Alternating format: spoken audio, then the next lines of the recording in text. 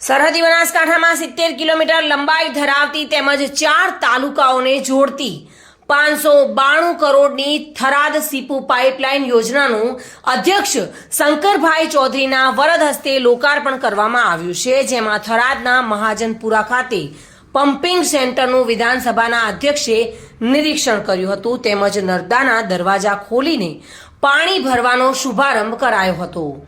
આમ સીપુ ડેમમાં નર્મદાના નીર નાખવામાં આવતા પૂર્વ વિસ્તારમાં પાણીના તળ ઊંચા આવશે, જેથી ખેતી માટે પણ બારોમાસ પાણી મળી રહેતા ખેડૂતો સમૃદ્ધ બનશે તેવો આશાવાદ શંકરભાઈ ચૌધરીએ વ્યક્ત કર્યો હતો।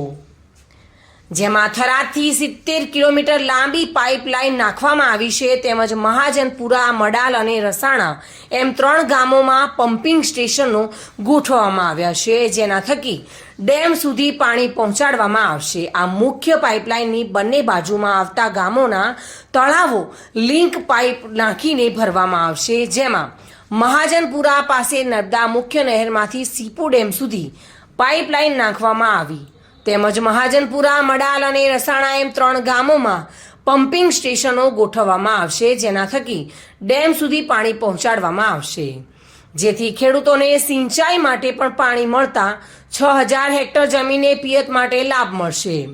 આ પાઇપલાઇનની વચ્ચે સુજલામ સુફલામના ક્રોસિંગમાં પણ પાણી નાખવાની વ્યવસ્થા કરવામાં આવશે। આમ રાજ્ય સરકારની પીવા અને સિંચાઈ માટે પાણીની આ મહત્વકાંક્ષી 70 કિલોમીટરની યોજનાથી બનાસકાંઠાના પ્રજાજનો અને ખેડૂતોમાં ભારે આનંદની લાગણી ફેલાયેલી જોવા મળી રહી છે।